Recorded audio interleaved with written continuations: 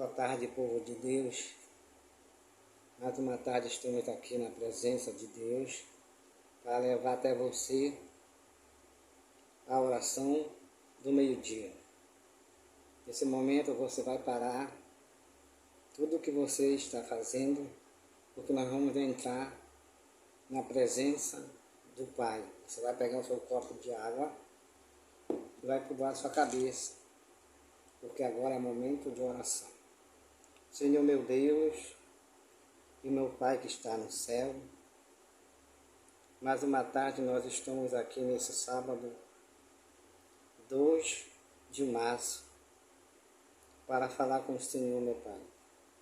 Que o Senhor venha perdoar os nossos pecados, tudo aquilo que fizemos de errado no decorrer desta manhã e desta semana, porque reconhecemos que somos falhos e pecadores, que somos errantes de nascença, mas a Tua palavra diz que com a nossa boca confessarmos o nosso pecado, o Pai que está no céu é fiel e justo para nos perdoar.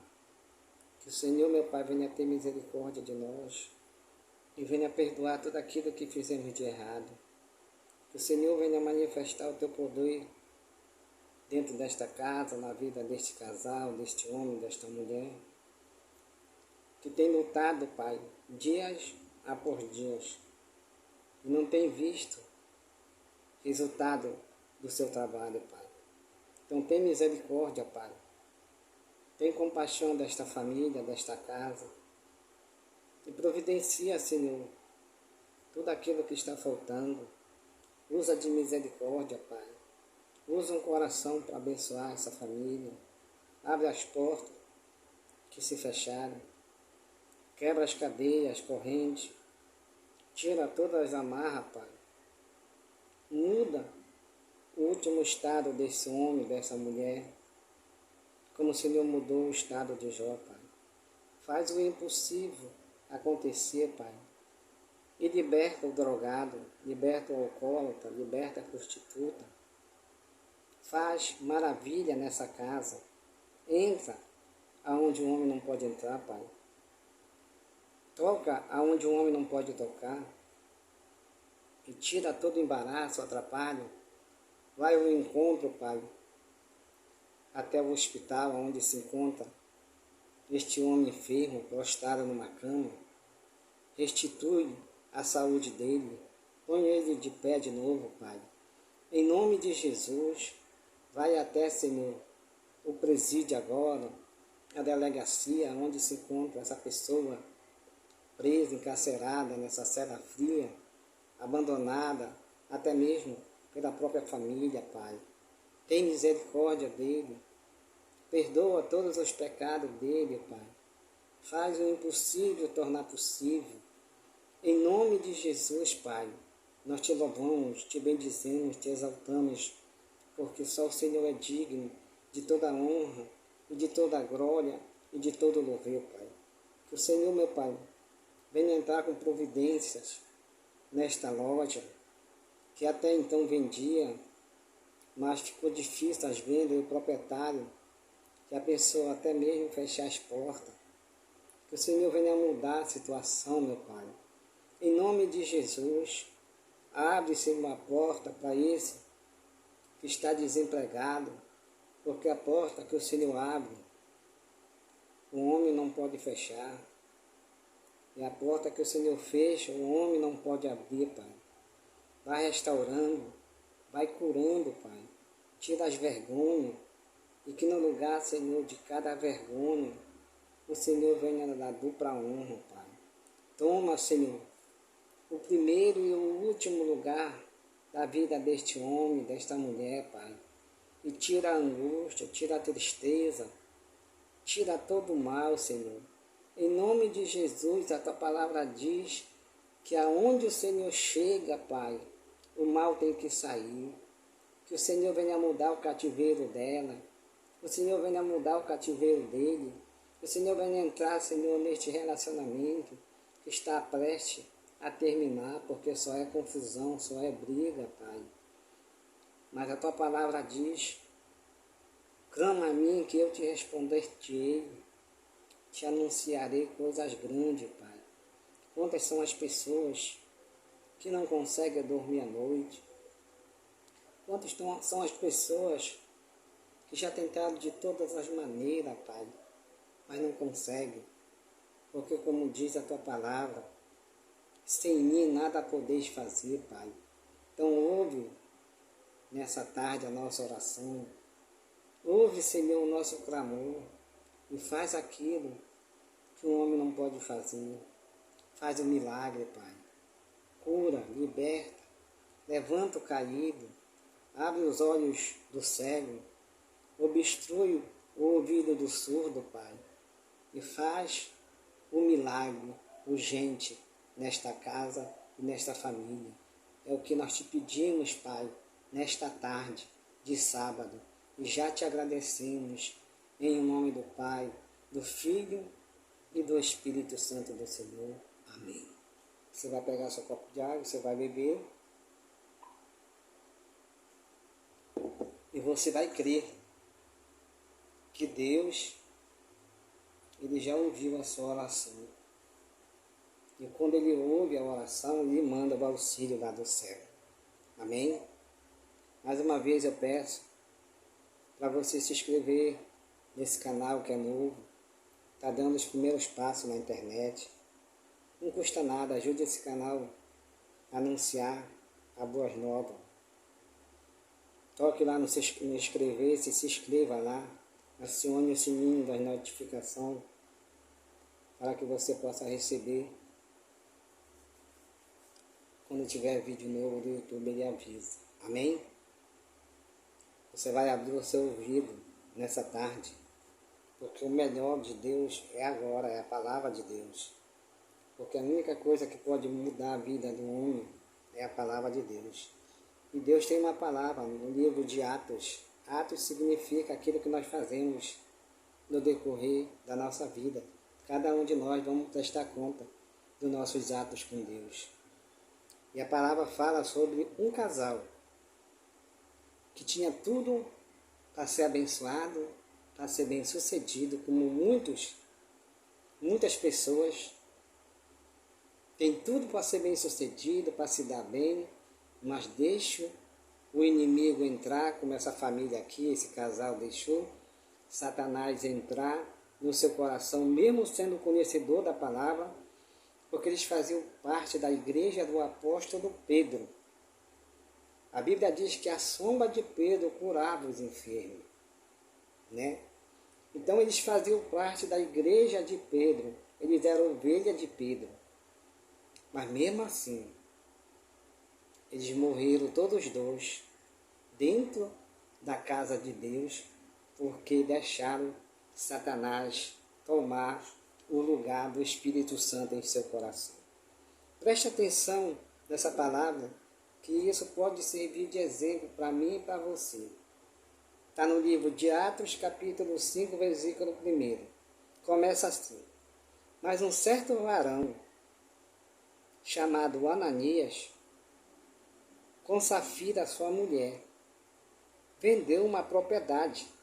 Ou seja, eles venderam uma propriedade, uma terra, um sítio, e reteve parte do preço, sabendo também sua mulher, e levando uma parte, a depositou aos pés dos apóstolos.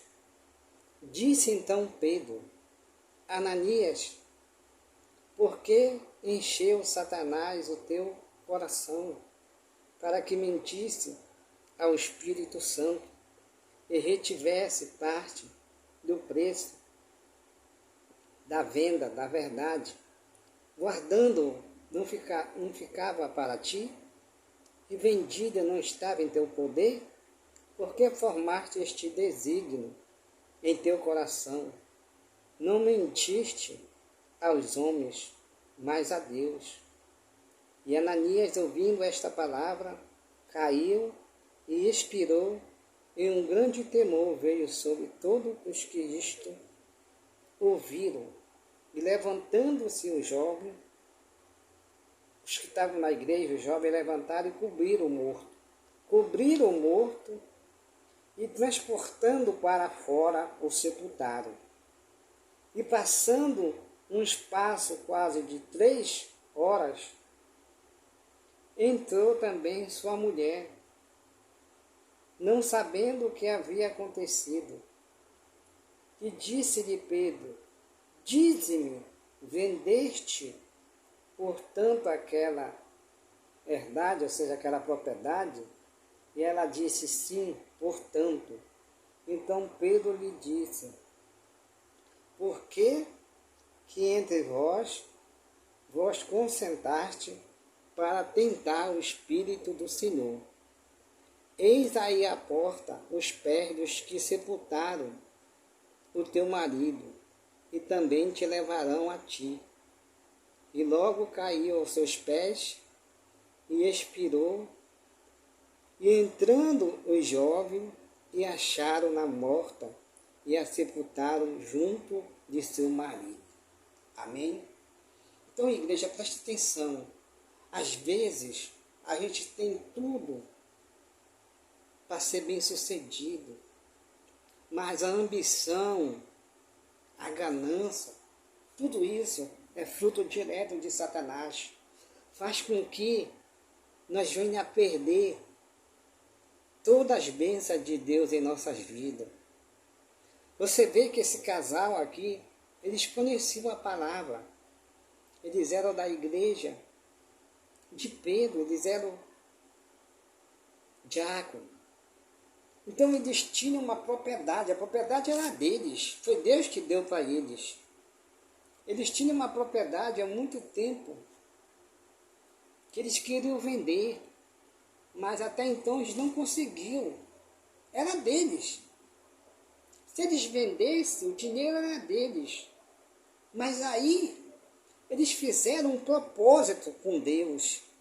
É aí que muitas pessoas, até mesmo homens e mulheres de Deus, têm se acabado por causa disso.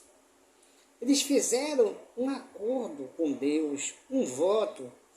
Se Deus mandasse o comprador, se eles vendessem aquela propriedade que há muito tempo eles queriam vender, que eles iam tirar X para Deus e o resto era deles.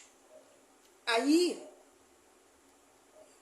já foi feito um voto.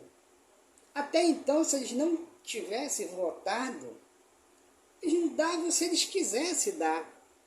O problema é que quando você vota, você tem que cumprir. Porque Deus não se agrada com todo, a própria palavra fala.